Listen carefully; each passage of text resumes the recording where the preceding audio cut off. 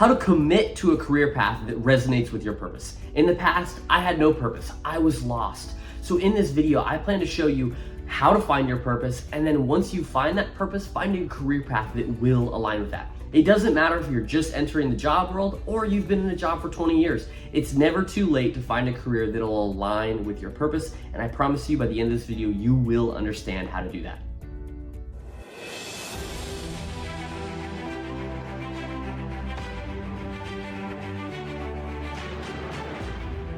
The first piece of this video is to understand that you probably will not have a purpose or a passion until you are in the thing, until you are completely immersed in something, then you will understand your purpose or passion.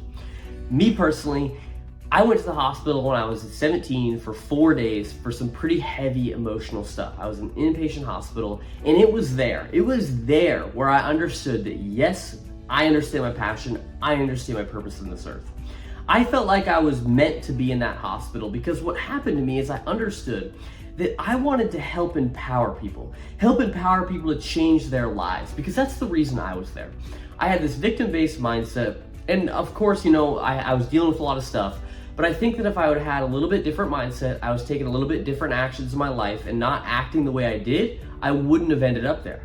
I'm actually thankful and grateful that I ended up there because it gave me the purpose and the passion to understand that I want to help others do the same so that they can take control of their lives. And again, there's so many other factors that go into those things, but that is what I took out of it, and that was a lesson I learned. So understand that you're probably not going to understand your passion and learn about your passion or your purpose until you're really in something. I'm not saying that you have to go to the hospital like I did, but you've got to be trying stuff. And that's the first piece to this, is trying shit and talking to people. Go out there and try a bunch of different things, and that's going to be the easiest way for you to understand. If I look at my father, who has started 8 companies, and it wasn't on his 8th until he was successful and had something that he really, truly cared about. It wasn't until that point, when he was in it, when he was in that business building for the first year, where he was like, yep, this is it, and building a mission and building a vision out of that. So again, try stuff, take massive action. So this could mean trying different jobs. This could mean talking to people that things that you're interested in. If you are interested in becoming a CEO of a company, reach out to as many CEOs as you can on LinkedIn. Ask, what does their day-to-day look like? How do they come up with their vision? How do they come up with their mission? How do they start?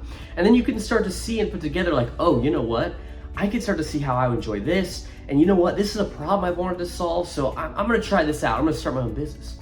Or maybe you wanna work for a great company, whatever it may be, and you wanna work in HR, you wanna work in marketing, you wanna work in sales, you wanna work in ops, whatever it is, you've just gotta figure out where do you fit in the puzzle, or what do you wanna do? And the only way by understanding that is trying shit. I promise you it's not just gonna come to you.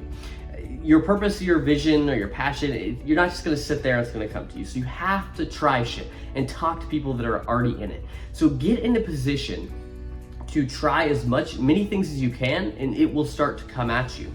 Because once you could do that, then you could start to see what your trajectory looks like. So for me, I understand that right now, I'm serving and trying to help 16 to 18-year-olds who are struggling with direction and struggling with purpose in their life. That's my goal. That's my goal, to give them the transformation that I needed when I was 16 to 18. And then I have the next level I want to go to, and then the next level. And so you can start to see your trajectory, and you can see how your career fits within that and your purpose fits within that. So the first piece is simply going to be to try shit and talk to people. The second piece to this is going to be to identify your interests in times of highest joy. So as you're trying shit, you're gonna see, you know what, I'm interested in copywriting, or I'm interested in sales, whatever it may be. You'll start to get these interests coming up as you work through these things.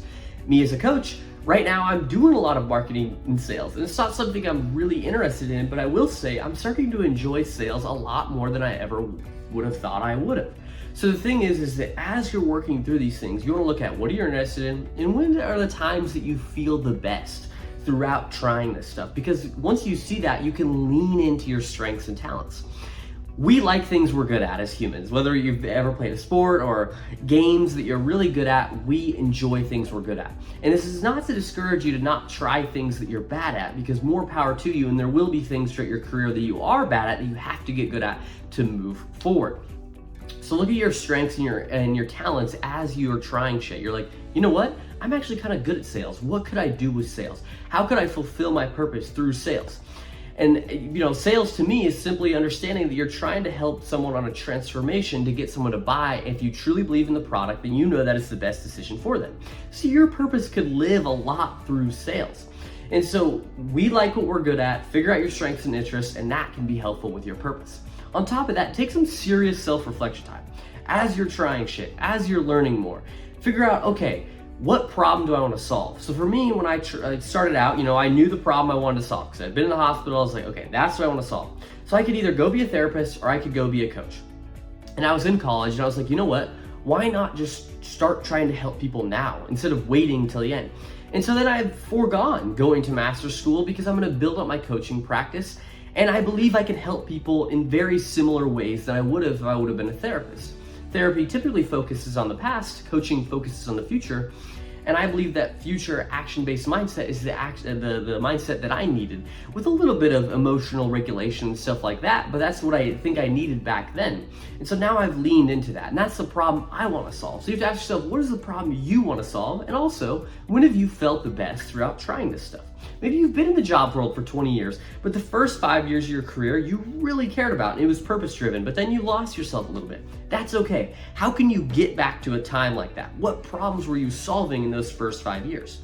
Or throughout, maybe you're just entering the job world and you've been trying a bunch of shit and you find that in the past you really liked something in college or whatever. You're like, you know what? I really enjoyed teaching other students how to study and teaching those habits. Okay, how can you lean into that? What can you do to get into a teacher role, not necessarily a teacher themselves, but a more mentorship role to help others? Just look at times through your self-reflection time where you're solving problems you liked and you felt the best about it. And on top of self-reflection time, one more thing you can do is just figure out what careers are out there. Because yes, we have to think about our purpose and passion, but then we have to start to look at careers that are out there and see how we can fit in there. A good way to do this is simply look at job descriptions and again, talk to people who are already doing it, even if it's not what you want to do. Maybe you don't want to be a CEO, but talking to a CEO of a company can be really insightful because they have a pretty good view, I feel like, of missions, values, stuff like that. So if you can have one of those conversations, they can help direct you to find a career that may fit with your passion. So that was the second piece, was identify interests and times of highest joy. The final piece, and the third thing, is simply to commit and take action. With me, for coaching in master's school, I was always on the fence. I was like, you know what? I want to be a coach, but I have this master's school I could go to and I would make good money after I get out of there. But that's 4 years of me learning, and then yes, I'm helping people eventually, but I want to start helping people now. And so now I've just committed to coaching. So I just want you to commit. Once you have decided that you're like, you know what, I enjoy this thing, just commit. Because as you get better at it, you will enjoy it more and more, and I promise you. That has held true for me over the last year and a half of coaching. As I've gotten better and better, and as I've done more and more, I started enjoying it. And on top of that, once I committed, I've been taking actions that I would not have in the past, building systems that I would not have passed, sacrificing things that I would not have in the past if I was still split. So I want you to commit. And then also, once you commit, you have to ask yourself, what skills do you need to make it a reality? It's easy to get really excited about this stuff, and you should be excited about this stuff. You have to ask yourself, what education or what skills do you need to make your purpose and your career path a reality for the things that you want to do? And I also, once you ask yourself what skills you need, it's finally time to set goals and take action. I would encourage you to set quarterly goals, yearly goals, and then 5-year, 10-year goals to really see what does your trajectory look like and how are you going to get there. Because once you set the goals, you have where you're at and you have where you want to go, and then everything in between is just the actions that you need to take, and you can start breaking that down at the inputs that'll get you the output of the goal. The most important thing in this video is simply action. People, I think, really overcomplicate this purpose and passion stuff. Yes, I think it's easier to work hard when you have a purpose and passion, but you have to be able to do things without a purpose and passion, but eventually you will find it, and I promise you, you will find it. I've been thankful and lucky enough to find out my purpose long ago when I was in that hospital at 17. I've been so grateful for that experience. So I promise you, you will find your passion. Don't be hard on yourself if you haven't. I'll see you guys in the next video. If you like this video, please comment. It lets me know you guys like it, and I'll make more of them.